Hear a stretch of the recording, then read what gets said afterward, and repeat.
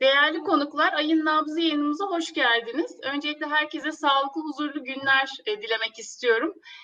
İnşallah daha güzel günlere doğru hızla koşuyoruz. Hepimiz bunun umudu içindeyiz ve yoğun olarak çalışıyoruz. Her ay yayınladığımız bu Ayın Nabzı yayınlarında iş dünyası için öne çıkan konuları ele alıyoruz bildiğiniz gibi.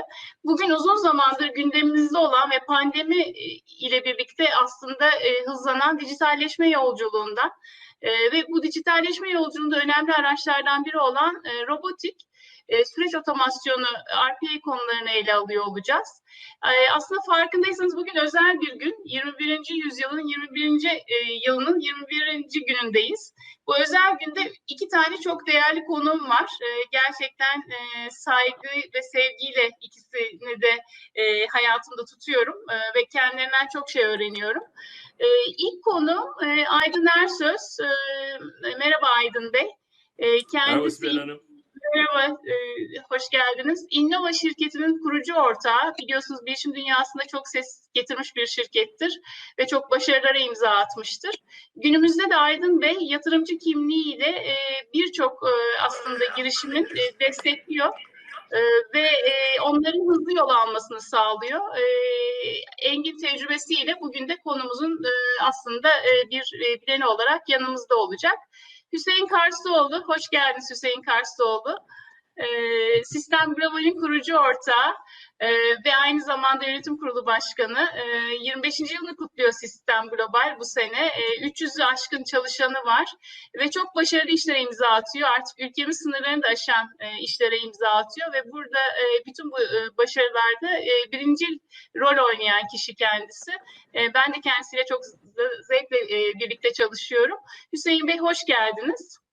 Hoş bulduk, teşekkürler.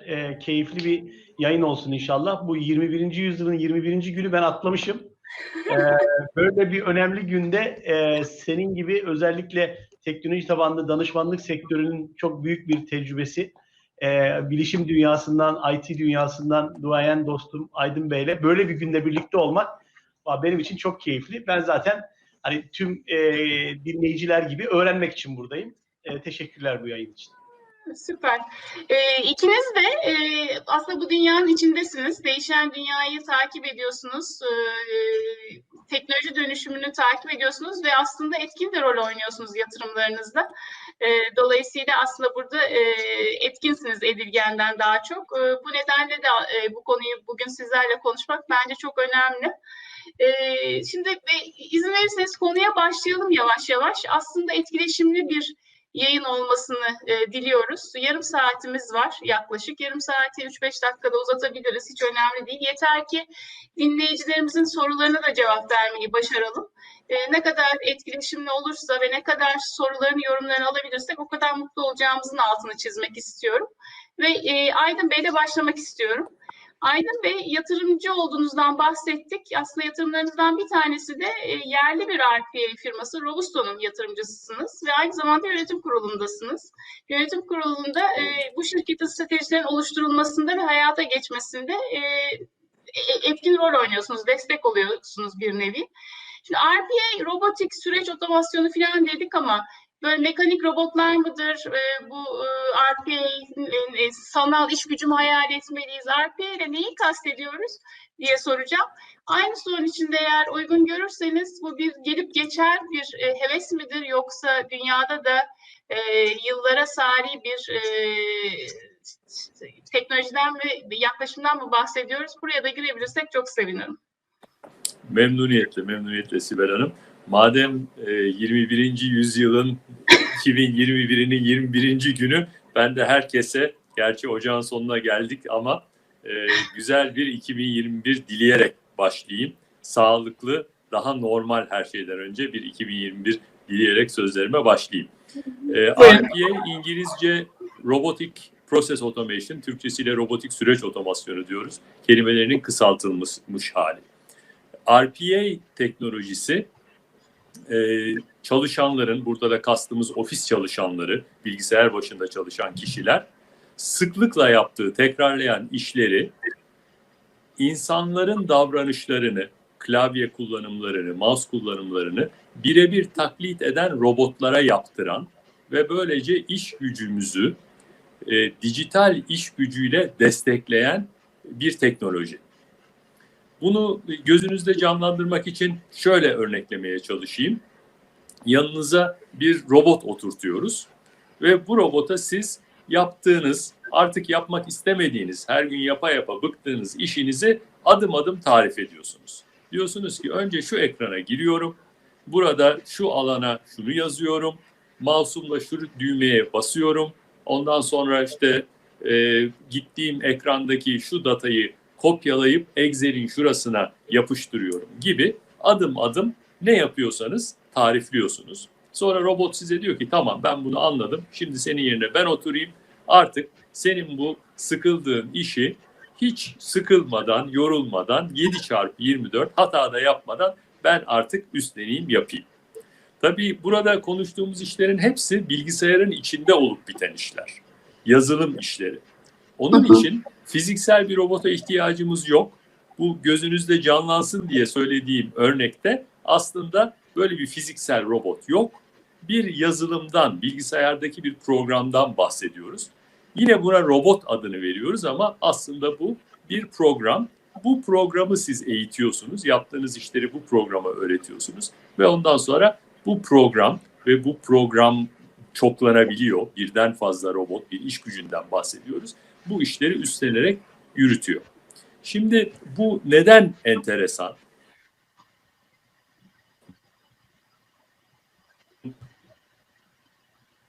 Yıllarda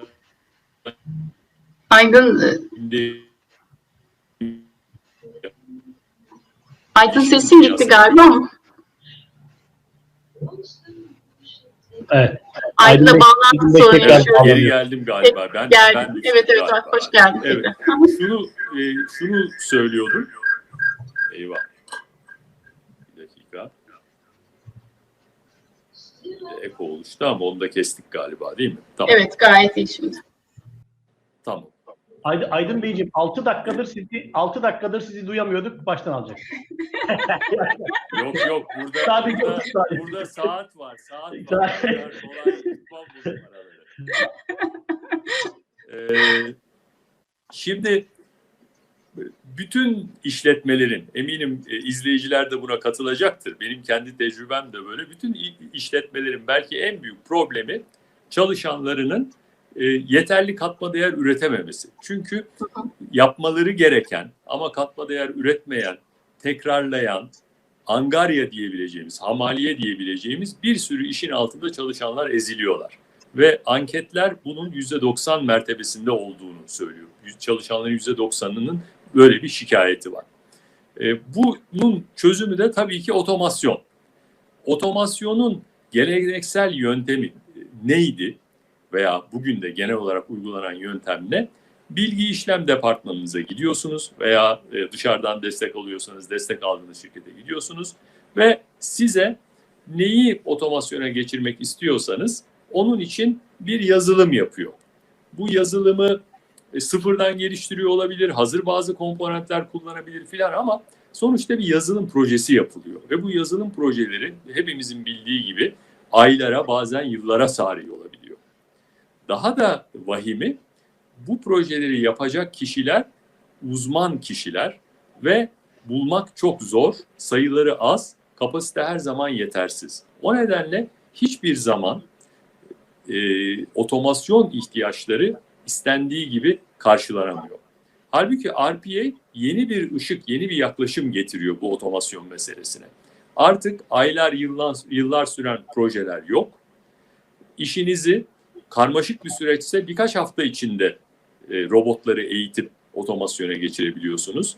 Normal bir süreçse günler bazında, basitse saatler bazında bazen bu otomasyon işini sağlayabiliyorsunuz. Üstelik burada öyle çok uzman IT'cilere de ihtiyaç yok.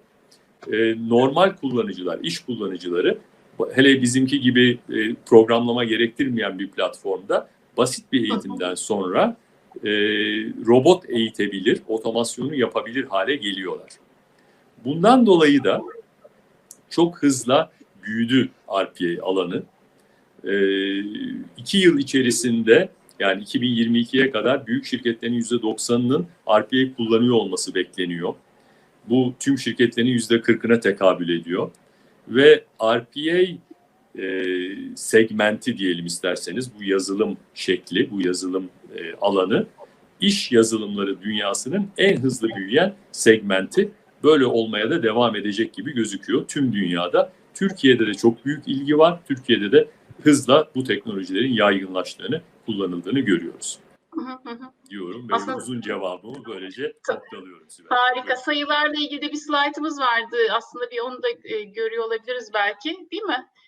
Pazarın nasıl büyüdüğüne dair. Yani gelip geçici bir heves Evet, değil aslında, evet. yıllara tarih ve önümüzdeki yıllarda da bir büyüme bekliyoruz, değil mi Aydın Bey? Tabii bu ilk başta inanılmayacak bir büyüme vardı. Bu sarı kısmı büyümeyi ifade ediyor grafikte. İlk başta görüyorsunuz böyle hani %70-80'lere varan bir büyüme var.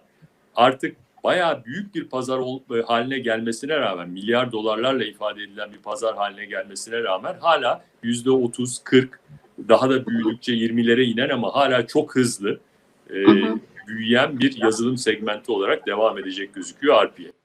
Evet, çok etkileyici. Kesinlikle ulaştığı rakamlar. Peki, dijitalleşmeye tekrar geri dönmek istiyorum ben. RPA'nin de içinde bulunduğu. Hüseyin Bey, size sorumu soracağım. Sistem Prove olarak çok sayıda teknoloji firmasına ve katma değer üretimi yapan firmaya vergi, hukuk, patent, işletme çözümleri, bağımsız denetim ve Ar-Ge hizmetleri veriyoruz. Tüm bu hizmetleri verdiğimiz şirketlere baktığımızda da ağırlıklı KOBİ'ler, aslında farklı ölçeklerde KOBİ'ler. KOBİ'ler dijitalleşmede kenarda durup beklemeli mi? Neler yapıyorlar? Nasıl görüyorlar süreci? Sizce lüks mü? Birazcık onlardan bahsedebilir misiniz? Bu kadar çok firmaya dokunduğunuz için hepimizden daha iyi konuya vakıfsınız. Ne aşamadayız KOBİ'ler dünyasında baktığımızda dijitalleşmede? Çok teşekkürler soru için. Ben de aynı Aydın Bey gibi 2021 yılında tüm insanlığa, ülkemize ve insanlığa hem ruh sağlığı hem iç sağlığı anlamında sağlıklı bir yıl diliyorum. İnşallah bu ayın nabzı gibi programları daha böyle fiziki ortamlarda yapabiliriz. Evet. Şimdi KOBİ tarafına geldiğinizde biz işte dediğiniz gibi bu sene 25. yılımız, çok şükür çeyrek asır olmuş. Çeyrek asır deyince daha böyle bir keyifli geliyor. Bu 25 yılda çok ciddi KOBİ müşterimiz oldu ve KOBİ'ye dokunuyoruz. Bizim müşteri segmentimizin yaklaşık %75'i KOBİ, %15'i OBİ, %10'u startup ve girişimci. Ama ben bazı ezberlere takılmadan kendi dilimle aslında bu soruyu cevaplamak istiyorum. Bence KOBİ dediğimiz şey bir rakamlar bütünü değil, bir yönetim biçimi. Bir yönetim biçimi diye bakarsanız Türkiye'deki şirketlerin çok büyük bir kısmı KOBİ. Yani eğer rakama dökmezseniz işi. Bir de bizim KOBİ tecrübemizin şöyle bir boyutu var. Biz de bir KOBİ'yiz. Biz de 2 kişiden 320 kişi olmuş. İşte dünyaya açılmaya çalışan, nitelikli olmaya çalışan bir KOBİ'yiz. Dolayısıyla ben biraz damdan düşen doktor misaliyle sorularınızı cevaplamak istiyorum. Şimdi KOBİ diye baktığınızda ben belki Aydın Bey'den, sizden ve genel iş dünyasından farklı baktığım bir yer var. O da şu, teknik bir insan değilim. Yani yazılım tekniği boyutum benim çok zayıf. Yok denecek kadar ama az, ama ben şöyle bakıyorum, kullanıcı açısından bakıyorum. Bir kere dijital dönüşüm Sibel Hanım, dijital dönüşüm diye konuşuyoruz. Geçen gün bir dostum bu örneği vermişti. Dijital dönüşüm dediğiniz şey spor yap gibi bir şey. Yani çok makro bir kavram. Ya birilerinin, ben bunu daha önce söylemiştim, KOBİ'ye teşhis koyacaksak tedavi söylememiz lazım. Demiştim ki burada da aynen söylüyorum. KOBİ'ye tedavi söylemeyecekseniz teşhis söylemeyin. Yani bana gelip Aydın Bey, Hüseyin Bey, senin işte obeziten var kardeşim, kilo vermen lazım. Tamam, vermem lazım. Nasıl vereceğimi söyleyemeyecekse söylememesi lazım. Bunu yönetimsel olarak söylüyorum. Tabii ki Aydın Bey sürekli bana söylüyor kilo ver diye de. Ama şirkette yönetimsel olarak KOBİ'nin çok ajandası var ve çok imkansızlıkları var. Eğer tedavi söyleyemeyecekseniz bakın teşhis yapmayın. Ben kesinlikle buradayım. Şimdi böyle baktığınızda dijital dönüşüme ağırlık ver. Çok makro bir kavram. Ama RPI süreçlerinle şunu yap. İşte tam buradan başlamamız lazım. Yani günde 45 dakika yürü kardeşim. Ve haftada minimum 5 gün yürü. Ve bunu 6 ay yap, gel yanıma falan. Böyle adım adım başlayıp konuyu adım adım götürmek lazım. RPI'yi kullanan bir firmanın yöneticisi olarak da ben diyorum ki KOBİ'lerin dijital dönüşüme başlaması için önemli konulardan bir tanesi. Bir de ezber bozmalı izlediğim konulardan bir tanesi de şu. Şöyle bir bakış açım var benim, Sibel Hanım. Bana sorarsanız Türkiye'deki OBİ'lerin dijital dönüşümde hızlanması KOBİ'lerin hızlanmasından daha zor. Tersten okuyalım. Bence KOBİ'lerin dijital dönüşümde hızlanması OBİ'lerin hızlanmasından çok daha kolay. Çünkü adam esnek. Çünkü hızlı karar alabiliyor. Çünkü buna ihtiyacı var. Bunu görüyor ve bir de şöyle, şimdi bu dijital dönüşüm ve yazılım işlerinde yatırım yapacaksınız.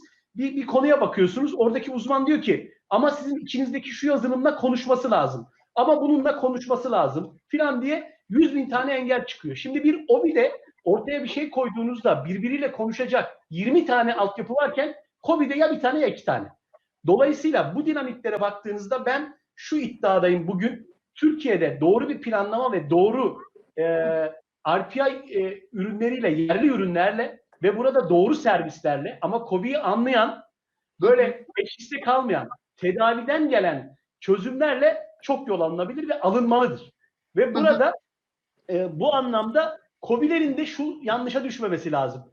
Ya hele bir OBİ'ler yapsın da sonra biz arkadan geliriz. Bakın bu işte KOBİ'yi bitirir. Bugün KOBİ'nin bu dijital dönüşüm ana başlığında RPI'yi konuştuğumuz için RPI konusunda ben ne yapabilirim diye mutlaka ajandasına sokması lazım. Bunlar göründüğü kadar pahalı işler değil. Göründüğü kadar uzay gemisi değil. Uzay gemisiymiş ama zaten işte sanıyorum Aydın Bey birazdan bahsedecek. Aydın Bey'in yatırımcı olduğu kurum. Arkadaşlar uzay gemisini yapmışlar. Bizim bir daha o uzay gemisini yapmamıza gerek yok. Alıp o uzay gemisini ona binip Mars'a gitmemiz lazım. Bu kadar basit. Ve bu biletler bu kadar pahalı değil. Bu kadar kıyafetleri giymek zor değil filan. Yani dolayısıyla böyle baktığımızda ben KOBİ'lerin bu RPI işine, yani robotik dediğinizde robotik kelimesiyle KOBİ kelimesini birçok söyleşide bir araya getiremiyor insanlar. Ya niye getiremiyorsun kardeşim? Yani robotik projesi dediğin aslında Aydın Bey diyor ki kardeşim basitten başla, standart her gün yaptığın işi bir kısmını robotik proje yaptırırsın. Bunların en çoğu KOBİ'de var zaten. Yani bu tip işlerin birçoğu KOBİ'de var. Şimdi bir de şöyle bir şey var. RPI işinde şuna düşmemek lazım. Ya sen bu işi asgari ücretten birini alırsan, yaptırırsan maliyeti bu, işte RPI'nin bu. Bu bildiğiniz çukur bakın. Bu çukurdan çıkış yok. KOBİ için şunu söylemek lazım. KOBİ'de, Türkiye'deki KOBİ'lerde, herhalde Türkiye'deki KOBİ'lerde en çok KOBİ, iç KOBİ gören danışmanlardan biriyim ben Türkiye'de. KOBİ'lerde genel olarak şöyle bir durum var. Bir etkin bir personelin en az 2-3 şapkası var. Bir personel birkaç iş yapıyor ve birkaç pozisyonda. Ve KOBİ patronu, yöneticisi bunu bir marifet görüyor. Marifet de olabilir bu arada bu. Yani bunu böyle elinin tersiyle de itmemek lazım. Kaynağı kısıtlı çünkü. Dolayısıyla personel de bunu yapıyor, yapmaya uğraşıyor. Ama ne oluyor biliyor musunuz?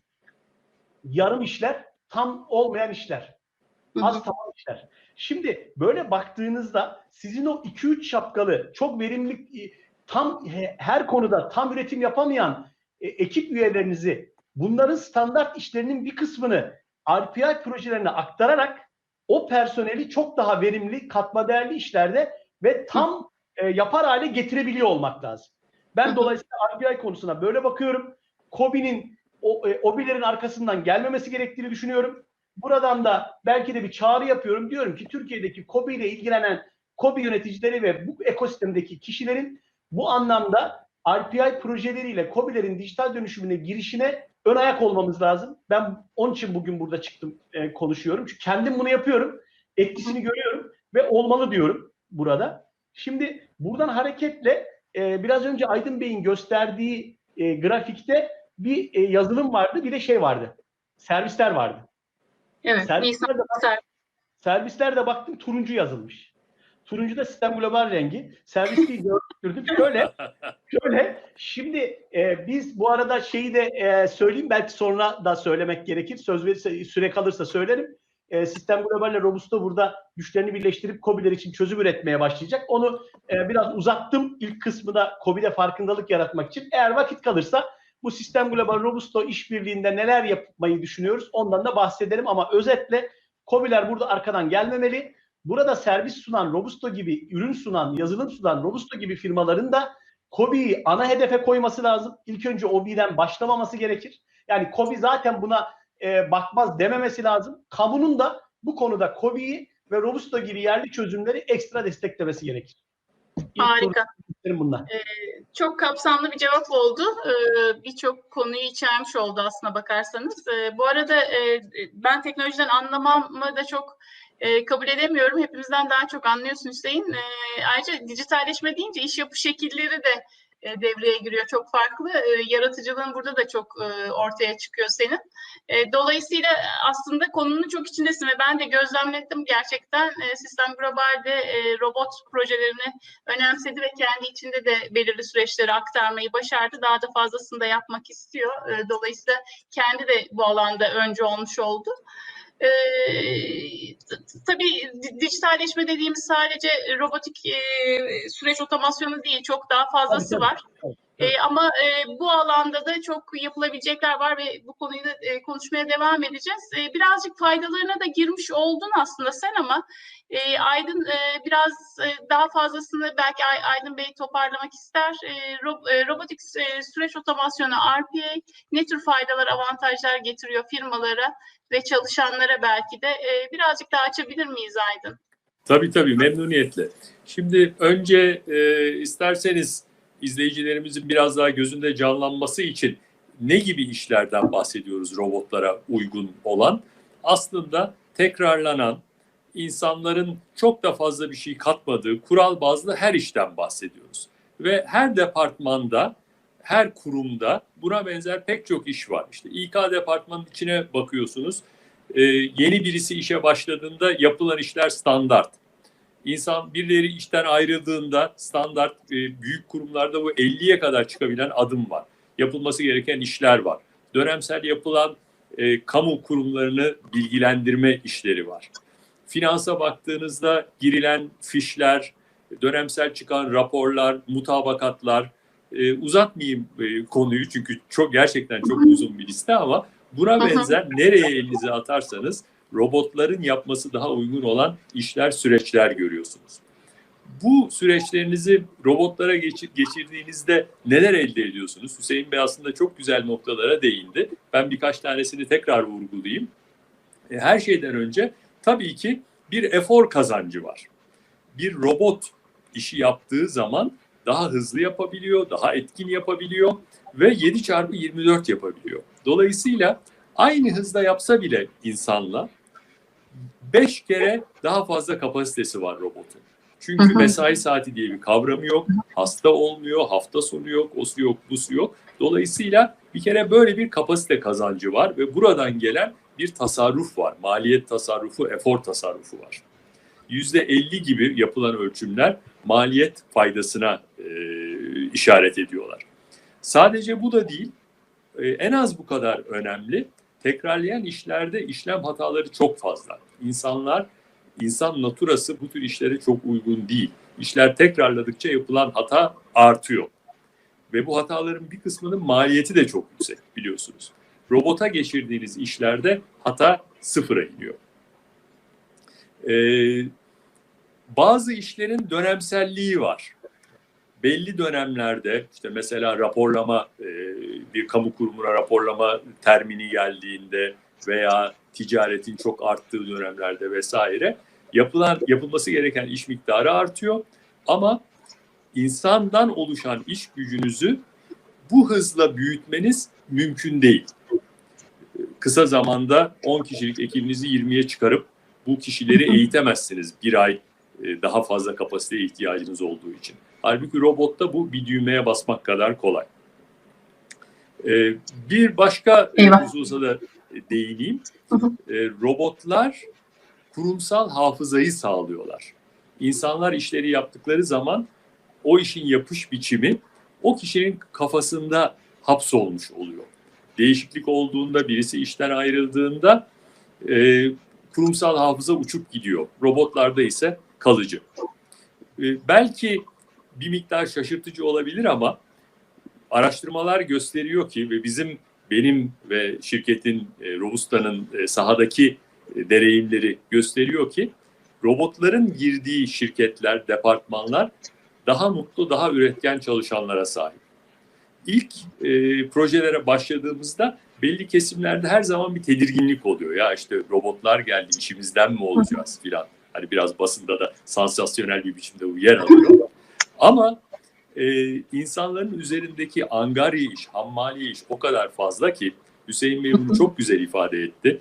3-5 şapka giyiyorlar genellikle ve zamanların %80'i aslında yönetimin onlardan beklediği işlere yetişemeyecek bir takım işte sürekli rutin işleri halletmekle geçiyor. Bu işleri robotlara aktardığınızda o zaman insanlar gerçekten üretken olabiliyorlar, daha inovatif, daha yaratıcı işlere kanalize olabiliyorlar, katma değerleri artıyor, motivasyonları yükseliyor. Harika. O zaman çalışanlar için de güzel haber. Kendilerini geliştirecek işlere yönelebilecekleri, daha katma değer yaratacak işlere yönelebilmeleri şansını elde etmiş oluyorlar. Bu da çok hakikaten motivasyon herkes için. Şunu hatırlatmak istiyorum. Soruları ve yorumları bekliyoruz. YouTube üzerinden de alabiliyoruz. Katılımcılarımızdan rica ediyoruz eğer varsa sorularını bize iletmelerini. Aydın Bey, sizle tekrar devam etmek istiyorum ben.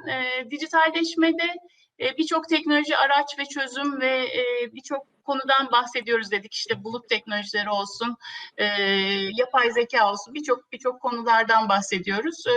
Bu yol haritasında, dijitalleşme ve dijital dönüşüm yol haritasında RPA'nin nasıl bir yeri var? Birazcık onu bahsedebilir miyiz? Hüseyin de dedi ki aslında RPA ile çok rahat başlayabiliriz. Çok da ulaşması kolay, maliyet etkin. Biz de yapıyoruz ve çok da süreçlere katkı sağlıyor. Nasıl görmeliyiz RPA'nin yerini? Hüseyin Bey gene çok güzel örnekler verdi. Bunu sağlıklı olmaya benzetti. Bu bir yolculuk ve yol haritası tabiri de onun için çok güzel. RPA gene Hüseyin Bey'in dediği gibi çok güzel bir başlangıç noktası. Çünkü hızlı sonuç almak mümkün. Birkaç hafta içerisinde bu işin faydasını göstermek mümkün. Çalışanlara, yönetime. Dolayısıyla motivasyonu arttırmak, dijital dönüşüme taraftar toplamak için önemli bir araç bu anlamda. Aynı zamanda RPA'nin bir başka faydası bu projelerde, dijital dönüşüm programlarında, yolculuklarında sistemler arası entegrasyon genelde çok zor bir konu olarak, bir soru işareti olarak karşımıza çıkabiliyor. RPA ile kullanıcı arayüzü olan her sisteme, ne kadar eski olursa olsun, ne kadar bilinmez olursa olsun entegre olmak mümkün. Dolayısıyla bu alanda, bu amaçla iyi bir araç, iyi bir gereç RPA. Bunun yanı sıra bugün yapma imkanınız olmayan bir takım işler yapmanızı da sağlıyor robot gücüne, robotun kas gücüne sahip olmak. İnternette araştırmalar yapmak, rakiplerinizin fiyatlarını her gün işte size raporlanmasını sağlamak, bir takım bilgileri günlük olarak önünüze getirmesi, diyelim bir gayrimenkul portföyünüz var, dönemsel olarak bunun yeniden değerlenmesi vesaire gibi insanlara yaptıramayacağınız, hem maliyetli olduğu için hem de insanlar bunu yapmak istemeyeceği için pek çok işi yaptırabileceğinizi görüyorsunuz. Elinizde bu robot iş gücü olduğunda size yepyeni ufuklar açıyor. Harika. Şimdi sorularımız var gördüğüm kadarıyla. O soruları alalım birer birer. Zeynep Arun, RPA'nin geleceği nasıl görüyorsunuz? Ne gibi özellikler ve teknolojiler ile gelişecek? Aslında vizyon sorusu bir parçada. RPA de evriliyor. Muhtemelen Robusta da böyle bir vizyon çizmiş durumda Aydın Bey. Bence çok güzel bir soru. Ne dersiniz? Ne var RPA'nin vizyonunda? RPA bugün daha çok kural bazlı, tekrarlayan ve bizim yapılandırılmış veri dediğimiz dijital veriyi kullanan süreçler için ön plana çıkıyor. buna hızla yarı yapılandırılmış veya yapılandırılmamış veri ekleniyor. Bu ne demek? Fiziksel dokümanları işleyebilir hale geliyor RPA. Doğal dil anlayabilir hale geliyor. Chatbotlarda olduğu gibi veya ses tanıyabiliyor, görüntü anlayabiliyor. Bugün bunları yapabiliyoruz Robusta'da, başka ürünlerde. Bunun bir sonraki adımı RPA'nin daha da akıllı hale gelmesi. Burada Intelligent Process Automation, akıllı süreç otomasyonu artık denmeye başlıyor. Yapay zekanın da katılmasıyla kural bazlı olmayan insanların yargı kullandığı alanlarda da RPA geçmiş yapılanları inceleyerek kendisine bir yol çizebiliyor. Kendi kurallarını oluşturabiliyor.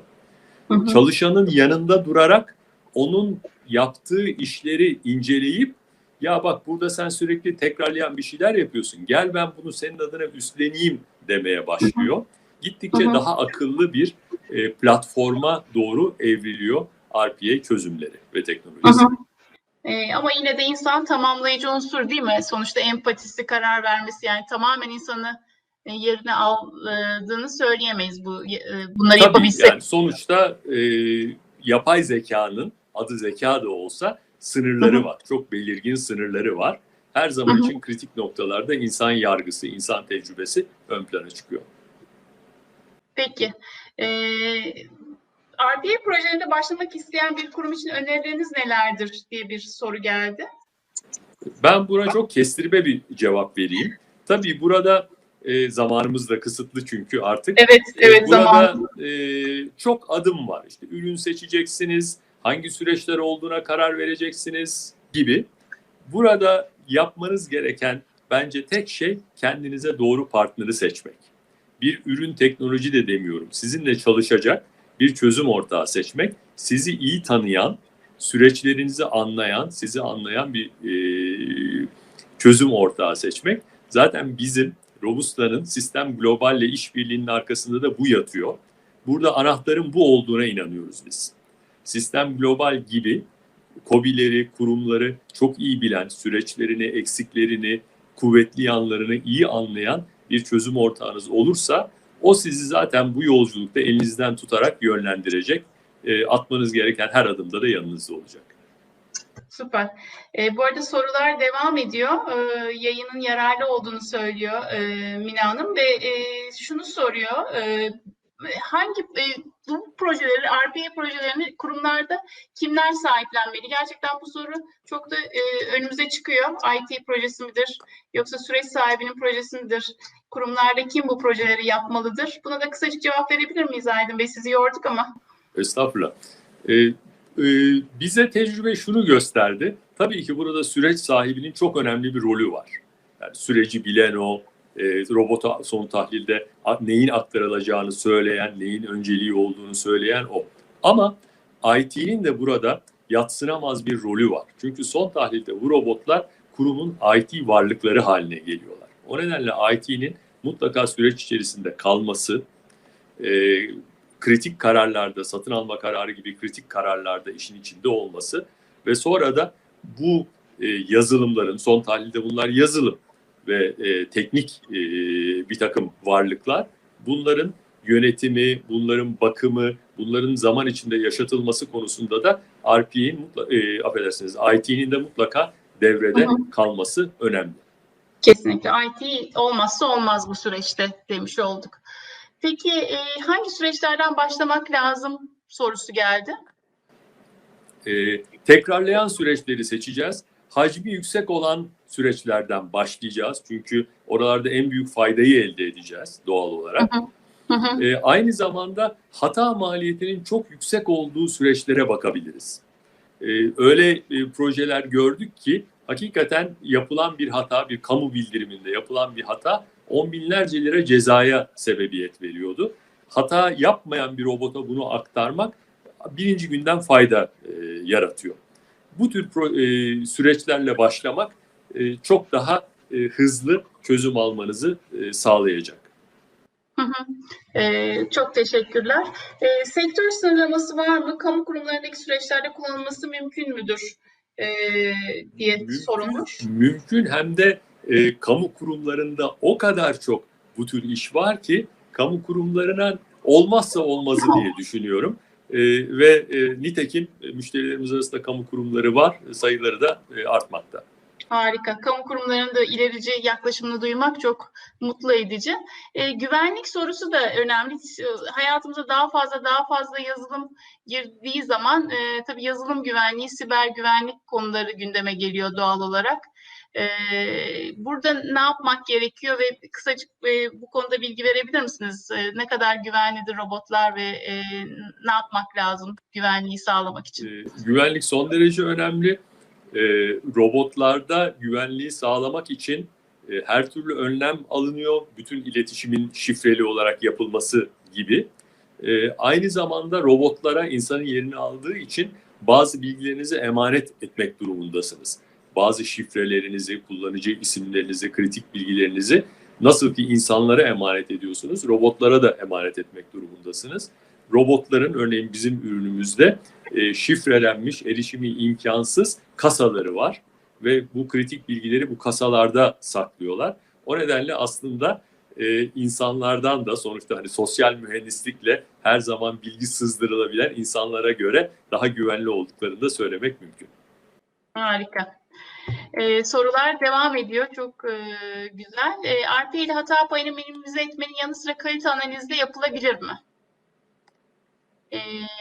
Gerçi soruyu tam nasıl yorumlamak lazım bilmiyorum ama kaliteyi artırmak için de RPA'nin bir önemi var benim bildiğim kadarıyla ama Aydın Bey siz ne dersiniz bu soruya?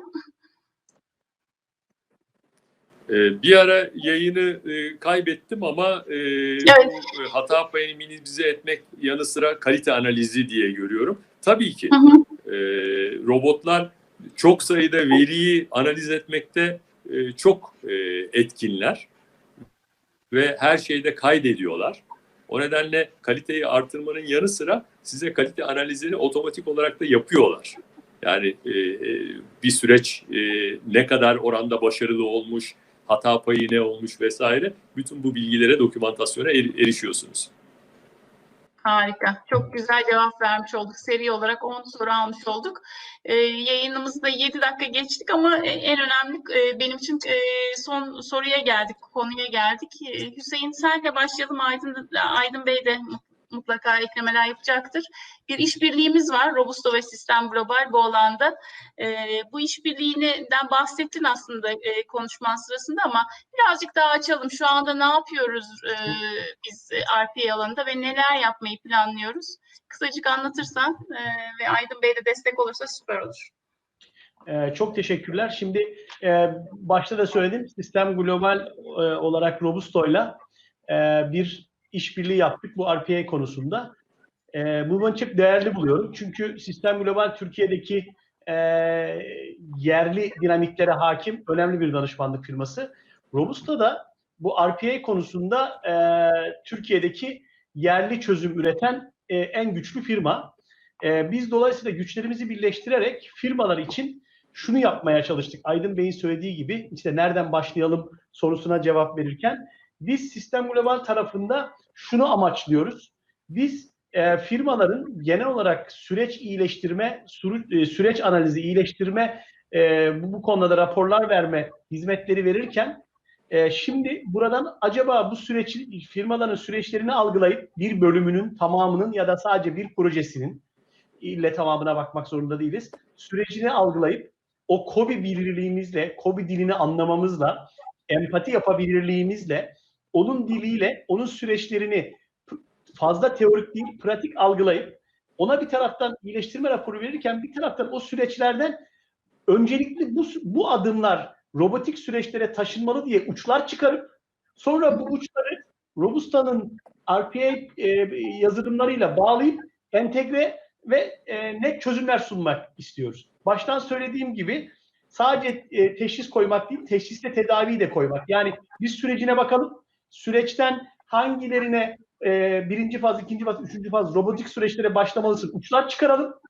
Robusto ile de beraber o Robusto'nun yazılımıyla tam bir çözüm üretecek şekilde bir fayda üretelim, bir RPA konusu çıksın şeklinde bir yaklaşımımız var. Biz sevgili Aydın'la bunu konuşurken sanıyorum bir 6-7 ay önceydi. İlk sohbetimiz başlamıştı. Tabii sevgili dostum Aydın beni teknik olarak güzel dövdü o toplantıda. Ben dedim ki ya dedim Aydıncığım böyle tak çalıştır ürünlere doğru gittik. Pat pat pat dedi orada dövdü. Dedi ki tamam buna gidilir ama bugün değil.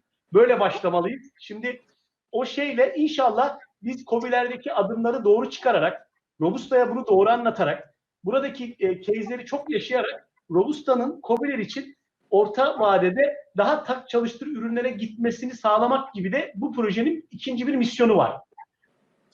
Harika. Bunu söyleyebilirim. Buna da başladık.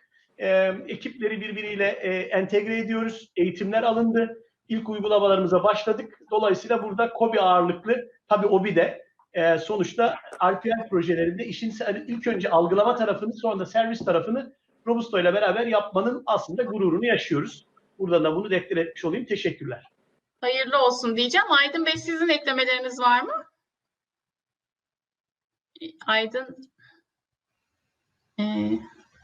sanıyorum şu anda yayından gitti Aydın Bey. Evet, bu birazdan herhalde gelecek. Bu şeyde tak çalıştır sopasını yerken Sibel sen de vardın. Sen de şahit oldun o sopa yemişliğime. Ama güzel bir şeydi. O güzel bir sopaydı. Evet, Aydın geldi. Tamam. Kesinlikle. Aydın Bey ne kadar duyabildiniz Hüseyin Bey'in cevabını bilmiyorum ama. Son bir iki cümlesini duyamadım. Yani siz ekleme yapmak istediğim bir şey varsa onu alalım. Sadece şunu söyleyeyim. Şimdi Robusta'nın çok yetkin bir kullanımı çok kolay bir ürünü var. Uluslararası da çok yetkin ürünler var. Ancak bu ürünleri sadece en büyük kuruluşlar, işte büyük telekom operatörleri, büyük bankalar kendi ekiplerini kullanıp kendi bir tabiri caizse göbeklerini kesip uygulamaya çalışıyorlar.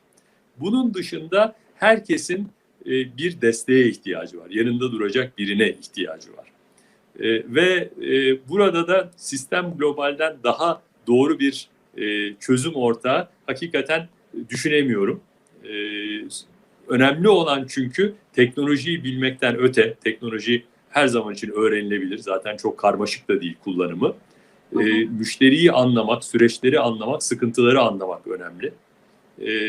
Dediğim gibi Sistem Global o anlamda ideal bir çözüm ortağı. Harika. Beni de çok heyecanlandırıyor biliyorsunuz bu konu. Ben de içinde olmak istiyorum. Olabildiğince sizlerin yanında olmak istiyorum. İnşallah çok başarılı işlere birlikte imza atar Robusto ve Sistem Global. Hayırlı uğurlu olsun demek istiyorum. Gerçekten güzel bir işbirliği ve çok güzel başarılar elde edeceğine yürekten inanıyorum ben de. Çok teşekkür ediyorum ikinizle olmak. Yani ben daha uzatmak isterim aslında bu yayını ama süreyi de açtık. Sizleri de daha fazla diğer işlerinizden alıkoymak da istemiyorum. Çok teşekkür ediyorum. Umarım ki dinleyenler de yararlı buldular. Her zaman daha derine değinebiliriz bu konunun. İkincisini, üçüncüsünü yapabiliriz diyeceğim. Ve herkese tekrar sağlıklı, huzurlu, mutlu, güzel günler diliyorum ve yayını kapatıyorum izin verirseniz. Teşekkürler. Çok teşekkür ederiz. Aydın Beyciğim ağzınıza sağlık. Sibel çok teşekkürler. Çok Faydalı söyleşi.